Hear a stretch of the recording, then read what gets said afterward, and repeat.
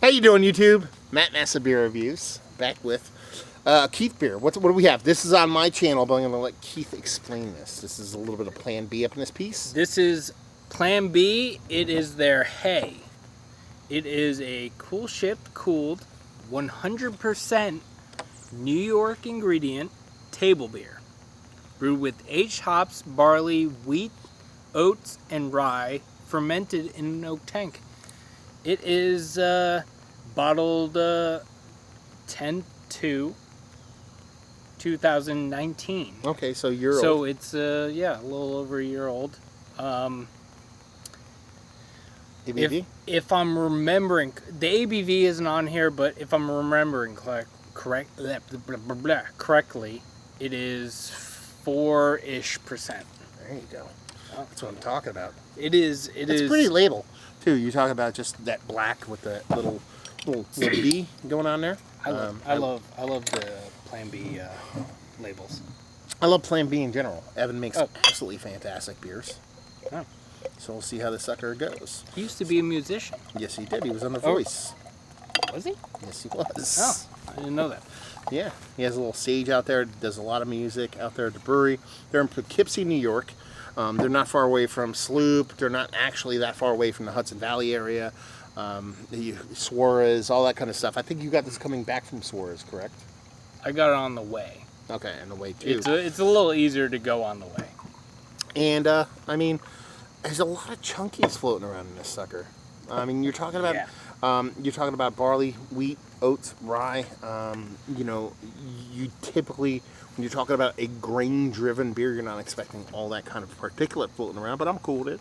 A lot of people are kind of upset when it comes to floaties and chunkies and stuff like that. Listen, if you're raised on Belgian beer like me, that's part and parcel for the fucking course, so I have no problem with it. It's got a cool kind of white as white can be kind of soapy edge to it. There's no head really to it except for the edges, but it's really kind of you could see super creepily deep. Look at how deep you can see into the head. Like the head, you could actually see like a 1/4 inch into the fucking beer. I mean, it looks like this soft. It's pretty, man. It's pretty. It's pretty in a way that, like, how do I put this? It's pretty in a way that something's like so ugly it's pretty. Yeah. Because of how chunky it is and all that stuff going on. I don't mean that as a knock. I really like how it looks. It actually looks, to me, more like someone just fresh squeezed some fucking apricot juice or something like that as opposed to an actual beer. Right? Because of all the chunks and stuff like that. Yeah, because they're not like super big chunks. They're just like tiny little things. Yeah. Anything to add? Anything to add to that? No. I think you covered it. Get a nose.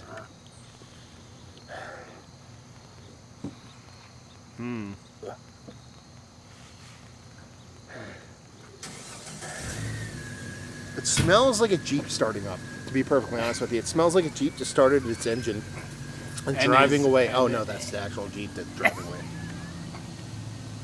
No, it smells like something I can't put my finger on it. It's tart. There's a... You'll get used to that, by the way. Yeah, I do. Every single beer, I pour too much and I tip it too much, and that's me. I got a take on this. I'm curious to see what you think, but no, you go ahead first. There is a tartness. There is a stone fruit, I would say, leaning peachness, and there's a wood thing. There's obviously it's, what did they say? Fermented in an oak tank. There is definitely some of that in there. But yeah, tart, peach leaning stone fruit, and oak or wood. There's a wood in there. Yeah. What are you gonna say? Okay. So Keith is dead on when he talks about that kind of peach thing. I think that's the dominant kind of part, at least what I get from the beer. I'm going to say this, and I want you to go back into it and actually get a nose on it and tell me if I'm right or wrong. Wait till I say it. It smells like a slightly tart, hazy IPA.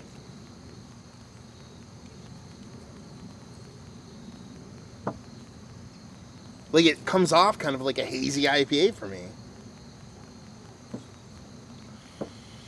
Like, it has this fruited thing that's super aggressive, but the difference is that all that fruited portion of the show isn't hop derived. It's probably yeast and malt in addition derived. And I'm sure it talks about aged hops. Who knows what kind of hops in there. But I'm not saying it smells like a new school kind of hazy IPA to a T, but it reminds me of that. And I actually get that from some Plan B beers. Their barn beer, for me, comes off as a mixed fermented version of a hazy IPA. So it's not something that I'm not unfamiliar with. I think it smells really good. It's juicy. It's a juicy table beer. That's kind of how it comes off to me. I probably haven't had enough, like sour or like whatever the thing IPAs. So I don't. I'm not saying I'm right. I'm saying that's what I get. Yeah. You know what I mean? There's a difference. I want to drink it, dude. Yeah. I have the words. Yeah. Cheers. So, cheers.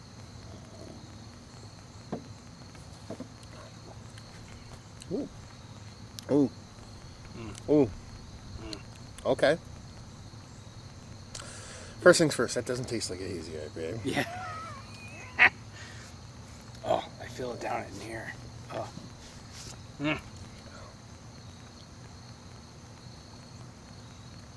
Ooh.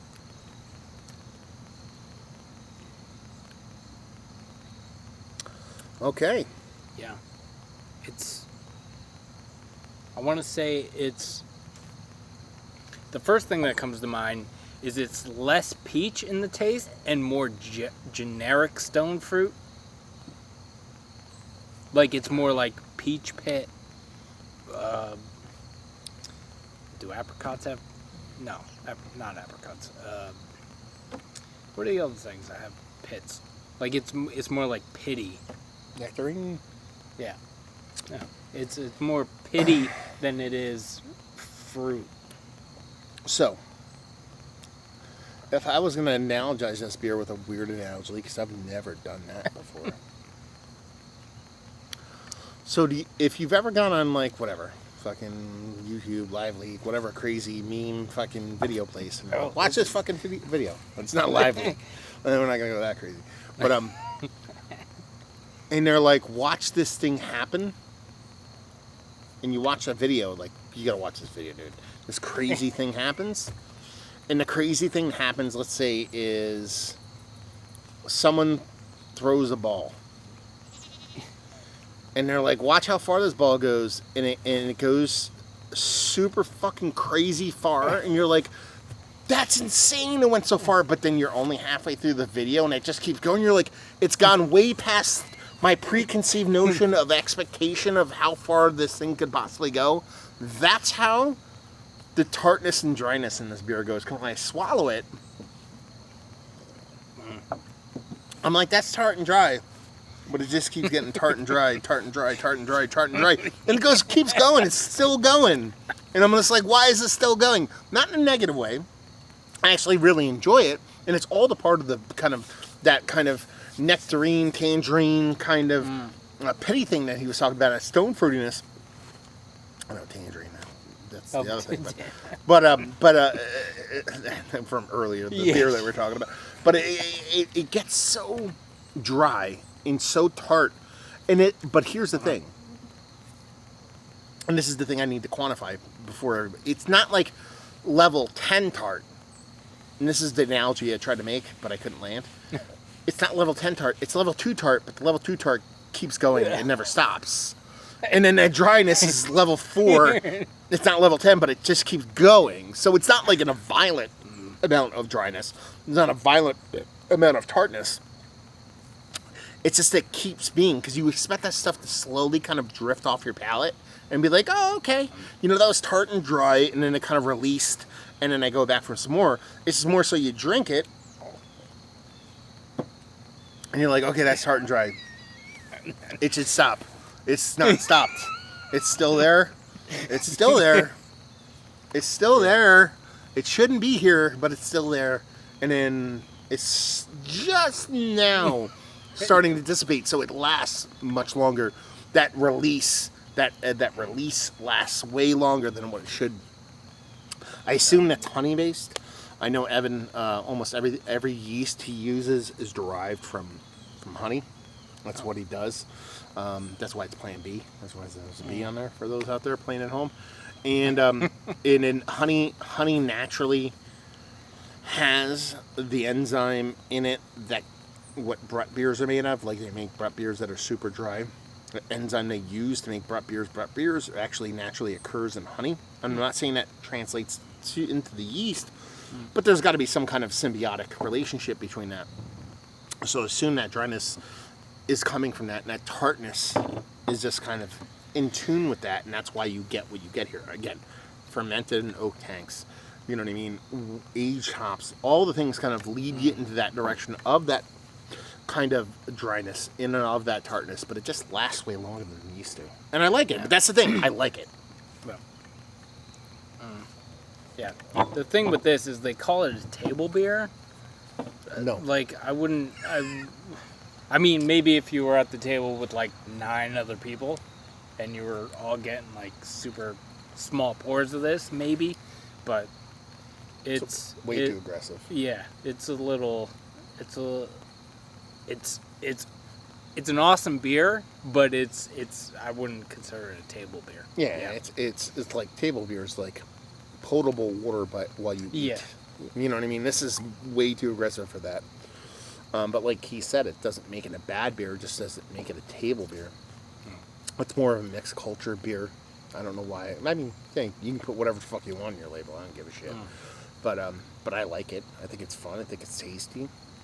It's actually probably one of the better beers I've ever had from Plan B, and I really enjoy what they do. But when they start to get really creative with a lot of their beers, and when I say really creative, they go outside of their kind of staple beers, for the lack of a better term. They do tend to skew vinegar acidic with a lot of their stuff, and that's not my favorite thing, especially apple cider vinegar style stuff, and I just can't, I'm not a big fan of that. But when they stay a little bit outside of that realm, they're more their barn beer, and some of their other beers start to get in this direction where it's tart and dry and fun and drinkable, and I just enjoy that kind of beer. So you give this to me blind, what do I call it? I call it a mixed culture saison with, I don't think I call honey in the beer, but I say there's something in it to dry it out extra, whether it be a foeder, whether it be some kind of yeast component, but I don't call it a table beer. I wish I got more rye in this. I mean, that might be part of that kind of impact. I mean, I'm not saying I get rye, but yeah. But it's also like rye is the last thing in the ingredient list. Is there like 1% rye in it? You know, typically most people, most anything, the last ingredient is the least amount in the product. So, but I like it, just not as a table beer. Yeah. If you gave this to me, like, let's drink 2 table beers in a row, and I drank this the second table beer, I think I might like it a little bit better, because it's kind of a step up, an elevation, based off of a true kind of table beer, but in the grand scheme of things, actually, you know what this beer probably is the best beer for? If I'm, like, in the middle of a bottle share, and we're hammering out crazy fucking barley wines and stouts, and they're like, let's pump the brakes for a half minute, and we open this, I'm like, yes! This is exactly what I fucking want in the middle of that pump break session. Yeah. Because it's impactful enough to mean something, but not crazy enough to where I just kill myself. Yeah. Or, like, if this was more... Because table beer is like... Table beer. You're, like, doing stuff, whatever. Eating dinner, doing things, whatever. If this was, like, this... kind of like what you said, if this was the second one, this was like the kind of like end of the night or whatever one, it's awesome. It was great. I love it. It's if I remember correctly, it's what I say, 4%, 4-ish%. I'll say 4-ish%. It's yeah, but but I'm pretty sure. The thing for me with Plan B is like, they could say whatever ABV it is. It kind of like, some of this stuff hits the same. Like it could be 8%, it hits the same. It could be 4%, it hits the same. It's just, yeah. It's good. I love it. I love Plan B. Yeah, it flirts the edge with like a lot of things that I dig, but also some things that I'm not a big fan of, but enough to where it gets me excited. It doesn't taste like it, but it reminds me of that Magnum that you drank by yourself at Beer Tube Palooza. But like if that was fresh, like the one you had was like 4 or 5 or 6 years old. That was like, super. Yeah, that was. Like, you know what I mean? Like, yeah. I could see this beer turning into that in 5 years. Yeah. Do you know what I mean? So it kind of reminds me of that in that aspect, but a fun beer nonetheless. Yeah. Let's wrap it up. Is this one of the better Plan B beers you've had as of late? Maybe. For the ABV, I guess I would say yes. Generically, I would say probably not. I've had better Plan B beers that were higher ABV, but I love me some low ABV beers, so I gotta share that love. Yeah, it's good. I love me some Plan B. Yeah, for me, it's actually one of the better ones. I mean, barn beer for me holds like a very, very, very soft spot in my heart for that beer. I just love that beer. Every time I see it, I don't pick it up every time. And I'm like, oh, I'll get it next time. I get it next time. And then every now and then I'm like, fuck it, I'll buy one. And I drink it. I'm like, why am I not buying this more? It's kind of like one of those beers. And this is like kind of like a fucked with, tweaked version of that beer. Very much the similar kind of framework. And that just makes it awesome. Value availability, how much did you pay for this? $12 or something. I mean, their price point is usually pretty killer. And I think their stuff gets distro. I mean, no, you bought this at the brewery, but you might $9. But you should be able to find this, I would assume. I'm guessing, maybe. And leave you with, if you like what we like this beer. Go ahead, sorry. I was going to say, I've never seen their 750s in distro. Outside the brewery? That could be. So I think they distro the. No, I think I've seen them. Have you? At Stockertown, I think Stockertown has a couple. I could be wrong. I'll have to drive there and check. Just leave you with, if you like what you like this. If you like full-on tart saison, and you like table beer, and you want to meet in the middle somewhere, because I mean, it does have the ABV, it does have some kind of DNA of a table beer, but it's way more aggressive, but it's not full-on tart, mixed culture saison. If you like that world, you know what I'm talking about. Side Project, the whole thing, Fox Farm, those kind of beers in 750s, you'll like this. Yeah. There you go. Another review in the books. Hopefully you guys enjoyed it. If you want to check me out doing stuff, Massive Beers, what about this guy? This guy. 93 Lumber, YouTube, spelled out, NINETY, etc. And you can follow me on Instagram at #KiffLife. That's spelled out HASHTAGKIFLIFE. And yeah, those are basically the only 2 places you can find me. There we go. So hopefully you guys enjoyed our review. Hopefully you're enjoying a little bit of Plan B. Yeah. Right now. We'll see you next time. Cheers. Cheers.